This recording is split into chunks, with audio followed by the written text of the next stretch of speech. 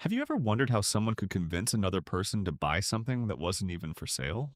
It sounds like a comedy sketch, except it really happened. One scammer fooled wealthy people into believing they owned some of the world's most famous buildings and walked away with fortunes. Let's meet the con artist who turned confidence into millions. Most scams don't work because the lie is clever. They work because people desperately want to believe they're getting access to an exclusive opportunity. Arthur Ferguson understood one thing better than almost anyone. If you speak with enough confidence, even impossible stories can sound believable. Think about it. Would you question someone wearing an expensive suit who claims to work for the government?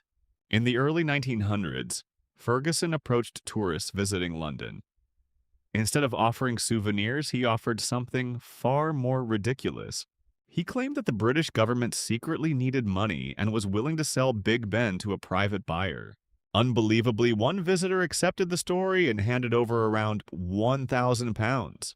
That success convinced Ferguson that almost any landmark could become property, at least on paper. Selling one landmark wasn't enough. Soon, Ferguson expanded his imaginary real estate business. He convinced another wealthy tourist that Buckingham Palace could be privately purchased for £2,000.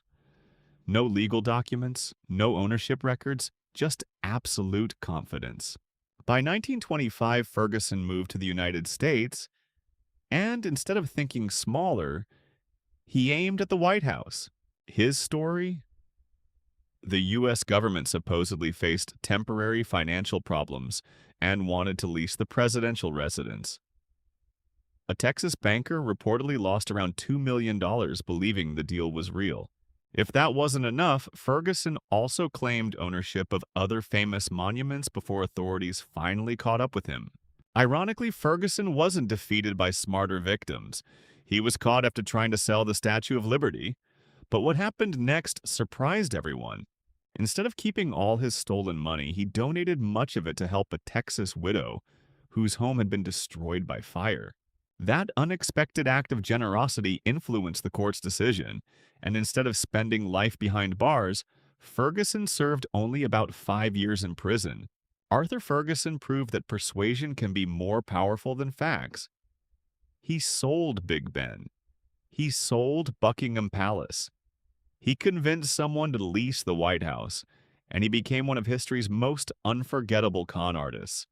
Not because of violence, but because people trusted confidence over common sense.